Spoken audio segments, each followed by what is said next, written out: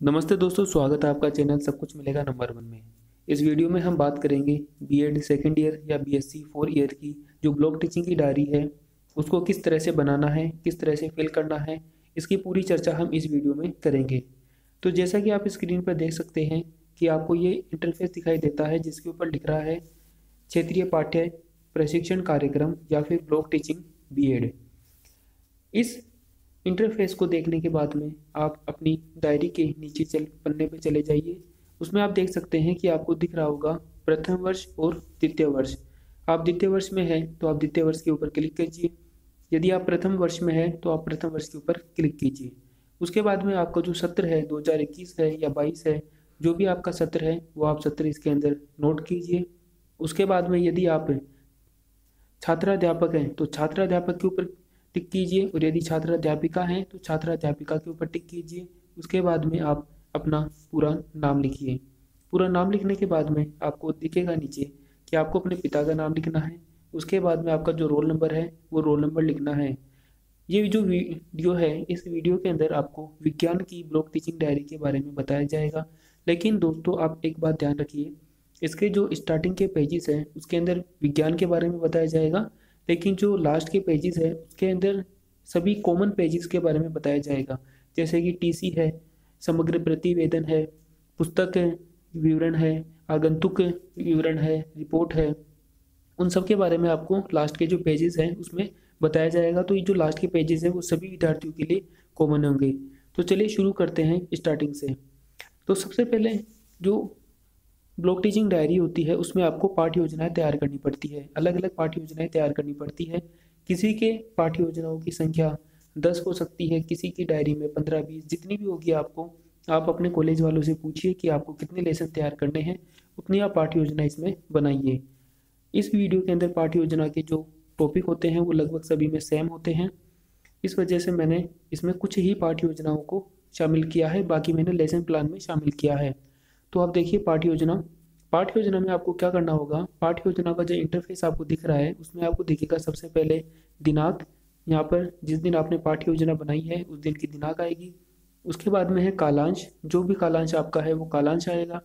यदि आप छात्राध्यापक है तो छात्राध्यापक, छात्राध्यापिका है तो छात्राध्यापिका के ऊपर टिक कीजिए। उसके बाद में आप अपना नाम लिखेंगे यहाँ पर। उसके बाद में आपने जिस कक्षा में अध्यापन करवाया है उसी कक्षा का नाम आ जाएगा। जैसे 10वीं है या 12वीं, जो भी आपने पढ़ाया है वो कक्षा यहाँ पर आ जाएगी। उसके बाद में आपका जो सेक्शन था क्लास का, ए सेक्शन था, बी सेक्शन था, वो सेक्शन यहाँ पर आ जाएगा।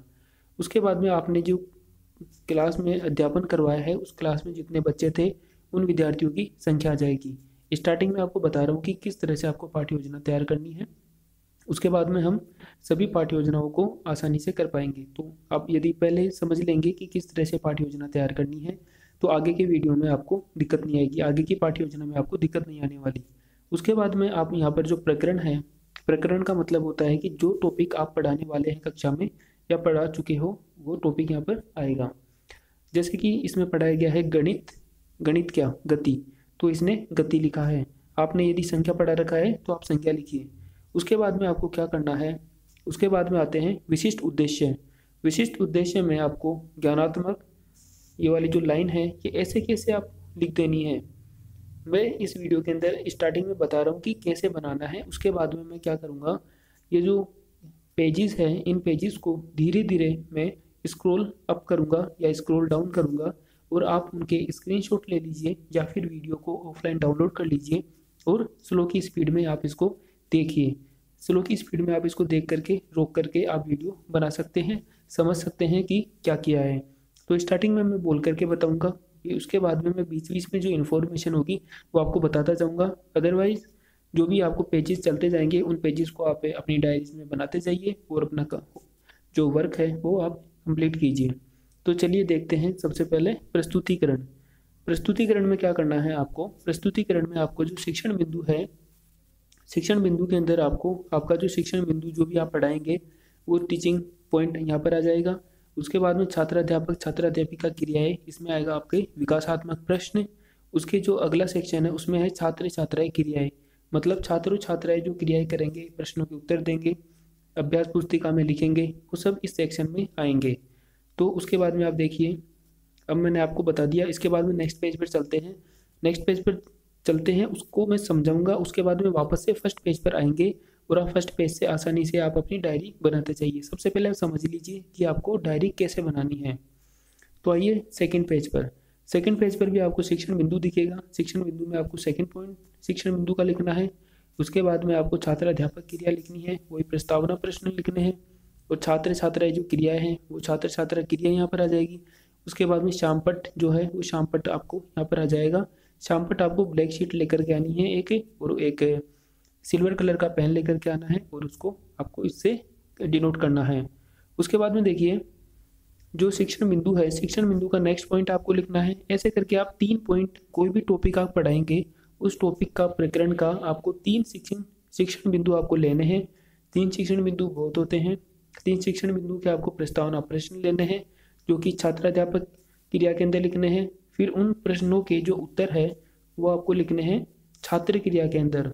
उसके बाद में आपका जो नेक्स्ट सेक्शन है उसमें है आपका शामपट कार्य। इस तरह से आपके 4 सेक्शन हो जाएंगे। एक सेक्शन, दूसरा, तीसरा और चौथा सेक्शन। पहले सेक्शन में आपको टीचिंग पॉइंट लिखने हैं। दूसरे सेक्शन में आपको जो आपकी जो प्रस्तावना प्रश्न है वो प्रश्न लिखने हैं। तीसरे कॉलम में आपको जो बच्चे करेंगे उत्तर देंगे वो आपको लिखना है। चौथे कॉलम में आपको जो शामपट कार्य है वो लिखना है। इस तरह से आपको आपकी ब्लॉक टीचिंग का जो पहला जो पाठ योजना है वो मैंने आपको बता दिया। तो चलिए वापस से फर्स्ट पेज पर चलते हैं। तो आपकी पाठ्य योजना यहाँ से स्टार्ट थी, तो आप इसको नोट कर सकते हैं। जिनके पास साइंस है वो आप साइंस की इसमें से पाठ्य योजना बना सकते हैं, और जिनके पास साइंस नहीं है वो आप वीडियो के जो आखिर के जो टाइमिंग है उसके अंदर आप देखिए, उसमें आपको इम्पोर्टेंट पेजेस मिलेंगे। तो चलिए बिना किसी देरी के शुरू करते हैं, और मैं कामना करता हूँ कि आप शांति से बैठ करके अपनी ब्लॉक टीचिंग की डायरी बनाएंगे और शानदार बनाएंगे, राइटिंग बढ़िया रखेंगे। तो आप बनाते जाइए। मैं धीरे धीरे पेजेस को ऊपर करता जाऊंगा। आप या तो इनका स्क्रीनशॉट ले सकते हैं या फिर वीडियो को स्लो करके या पॉज करके आप इसको देख सकते हैं।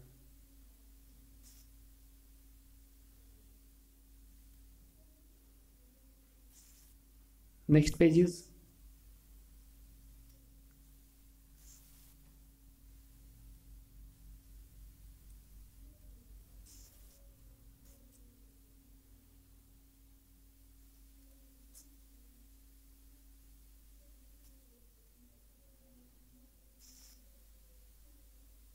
पर्यवेक्षक टिप्पणी में आपको कुछ भी नहीं लिखना है, वो आपको जो एग्जामिनर होते हैं उनके द्वारा ये जगह आपको दी गई होती है।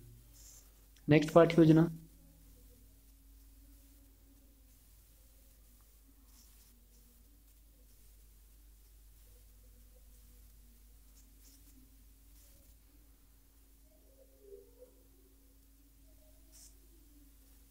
यदि आपको कोई चीज़ समझ में ना आए तो आप कमेंट बॉक्स में कमेंट कर सकते हैं। हम पूरी कोशिश करेंगे कि आपकी प्रॉब्लम का सॉल्यूशन कर सकें।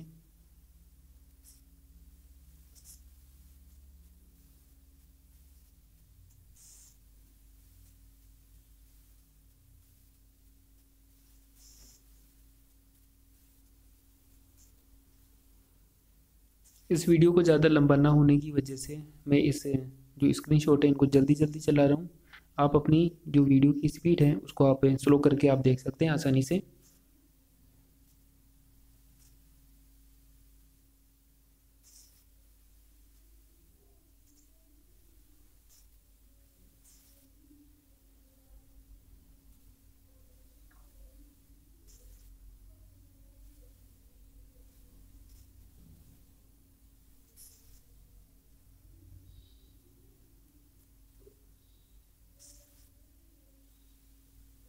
सभी पाठ योजना में ऊपर का सेक्शन सेम है, जो नीचे का प्रस्तुतिकरण है वो ही टॉपिक अलग होंगे।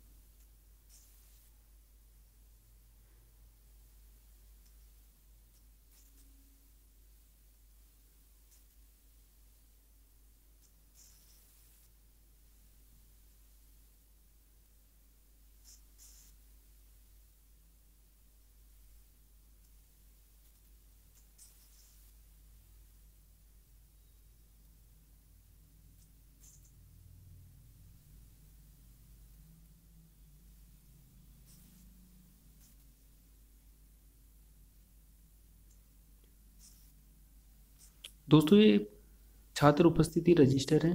छात्र उपस्थिति रजिस्टर आपको सही से दिख नहीं रहा होगा, तो मैंने क्या किया, इसको थोड़ा सा जूम कर रहा हूँ मैं। इसको जूम करने के बाद आप इसको आसानी से देख सकते हैं। पहले आप स्टार्टिंग के जो 15 दिन के जो प्रेजेंट है उनको नोट कर लीजिए, उसके बाद में आप अगले 15 दिन की प्रेजेंट आप नोट कर सकेंगे। तो मैं जूम कर देता हूँ इसको।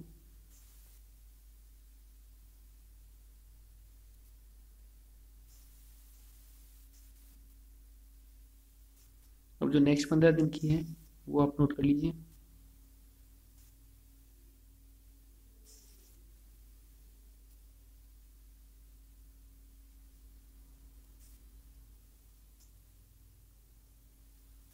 नीचे आपको सिग्नेचर नहीं करना है।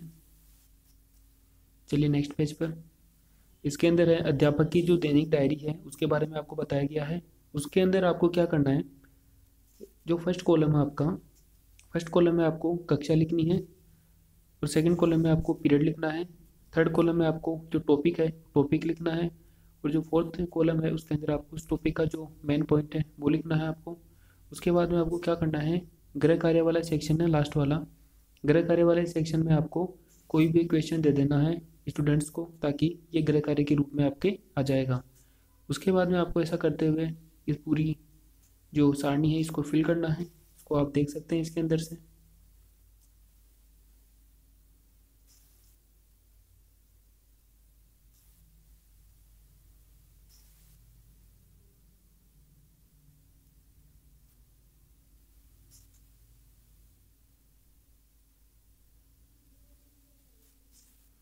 इसके बाद में आता है आपके प्रगति पत्र। प्रगति पत्र में आपको क्या करना है, सबसे पहले आपको सत्र लिखना है। सत्र आपका 2021-22 जो है वो लिखना है। ये आपका नहीं लिखना, आप जिस स्टूडेंट का प्रगति पत्र बना रहे हैं उस स्टूडेंट का सत्र लिखना है कि उसने कौन से सत्र में एडमिशन लिया था और कौन से सत्र में वो प्रगति पत्र प्राप्त कर रहा है। तो आप यहाँ पर कक्षा लिखेंगे, इस जगह पर आप नामांक लिखेंगे, इस जगह पर प्रवेशांक सीरियल जो नंबर होता है वो लिखना है, इस जगह पर उसका जन्म डेट लिखना है, विद्यार्थी का नाम लिखना है, विद्यार्थी के पिता का नाम लिखना है। उसके बाद में आपको विद्यार्थी की माता का नाम लिखना है। संरक्षक यदि कोई है तो उसका नाम लिखना है, अदरवाइज आप इसको डैश कर सकते हैं। उसके बाद में जो अभिभावक या संरक्षक का पता है वो आपको पता लिखना है। उसके बाद में आपको फ़ोन नंबर लिखना है। देख लीजिए।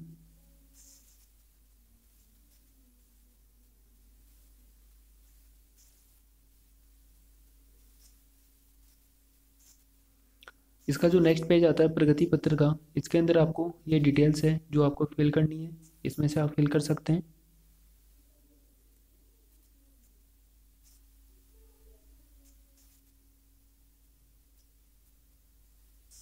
इसके बाद में आपको जो हस्ताक्षर करवाने हैं, किसके, कक्षा अध्यापक के हस्ताक्षर करवाने हैं जिस स्कूल के अंदर आप जो इंटर्नशिप आपकी चल रही है उसी स्कूल के जो कक्षा अध्यापक है जिसका आपने प्रगति पत्र बनाया है उसके हस्ताक्षर करवाएं। उसके बाद में जो नीचे है वहाँ पर भी कक्षा अध्यापक के हस्ताक्षर आएंगे। इसके नीचे परीक्षा प्रभारी जिन्होंने परीक्षा ली है उसके हस्ताक्षर आएंगे। उसके बाद में जो हस्ताक्षर संस्था प्रधान है यहाँ पर प्रिंसिपल के सिग्नेचर होंगे, और उसके नीचे जो प्रिंसिपल की मोहर है वो आपको मोहर लगवानी होगी स्कूल के अंदर से। तो आप डेटा इसमें से देख सकते हैं और फिल कर सकते हैं दोबारा।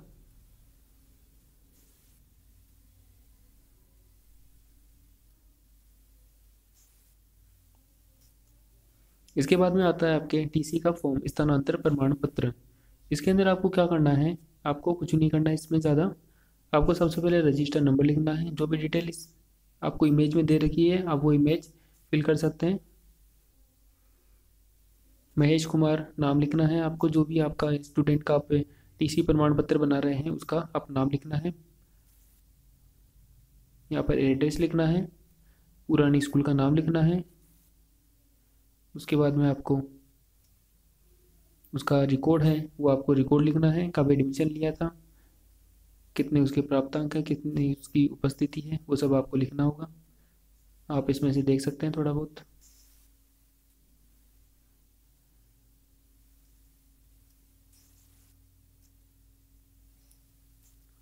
इसके बाद में आता है राजस्थान सेवा नियमों के अंतर्गत अवकाश के लिए एक जो फॉर्म है अब आपको फिल करना होगा। यहाँ पर आपको आवेदक का नाम लिखना होगा, जो अभी आवेदक जो अवकाश ले रहा है उसका नाम लिखना होगा, उस आवेदक के पिता का नाम होगा, उसका पद होगा, उसके बाद में कब से लेके कब तक की वो छुट्टी ले रहा है वो आएगा यहाँ पर। उसके बाद में किस कार्य से वो ले रहा है वो कार्य आ जाएगा। घरेलू के कार्य के लिए ले रहा है तो घरेलू का कार्य, और किसी अन्य कार्य से स्वास्थ्य के लिए ले रहा है तो स्वास्थ्य का आ जाएगा, और कब वो वापस आएगा उसकी डेट आ जाएगी यहाँ पर। उसके बाद में सब कुछ आप डैश कर सकते हैं, और अवकाश के समय पर वो किस जगह के ऊपर रहेगा वो जगह यहाँ पर आपकी आ जाएगी। उसके बाद में जो डेट है जिस दिन वो अवकाश के लिए आवेदन करेगा वो डेट यहाँ पर आएगी, हस्ताक्षर आएंगे आवेदनकर्ता के। आप दोबारा इस इंफॉर्मेशन को देख सकते हैं।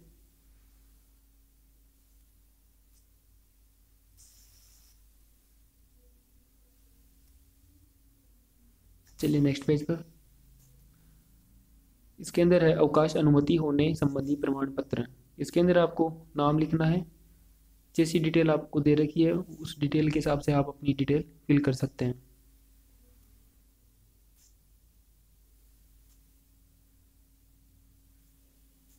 इसके बाद में आपका आता है लास्ट पेज जिसमें होता है समग्र प्रतिवेदन।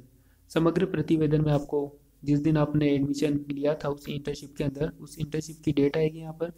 उसके बाद में आपको क्या करना है, उसके बाद में आपको करना है जो आपका विद्यालय है वो आपसे जितनी दूर है वो आप डिस्टेंसेस में लगा सकते हैं। जैसे ये विद्यालय जो था 16 किलोमीटर दूर था तो इन्होंने 16 किलोमीटर लिखा है। इसके बाद में जो वहाँ की प्रिंसिपल है उस प्रिंसिपल का नाम यहाँ पर आ जाएगा, वो जो स्कूल है उस स्कूल का नाम यहाँ पर आ जाएगा। राजकीय उच्च प्राथमिक है, राजकीय उच्च माध्यमिक है, जो भी आपका स्कूल अलॉट हुआ है वो स्कूल आपको नाम यहाँ पर लिखना होगा। उसके बाद में आपको क्या करना है, जैसा जैसा इसमें दे रखा है वैसा आप फिल कर सकते हैं, या फिर इस इमेज को देखने के बाद आपके मन में जो विचार आते हैं वो विचार आप स्कूल के प्रति लिख सकते हैं। देख लीजिए वापस।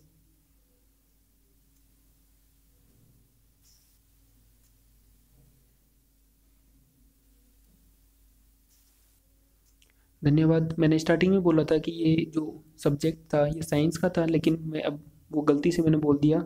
वो सभी स्टूडेंट्स के लिए है, वो केवल जो ब्लॉक टीचिंग जिसने बनाई है वो केवल साइंस का था, तो ये ब्लॉक टीचिंग सबके लिए है। तो जो भी विद्यार्थी ब्लॉक टीचिंग की डायरी बनाने में अपने आप को अनेबल महसूस कर रहा है उससे विद्यार्थी को आप ये डायरी भेजिए, शेयर कीजिए, ताकि उसका भी काम हो, उसकी भी डायरी बने, उसकी भी बीएड कंप्लीट हो। Thank you.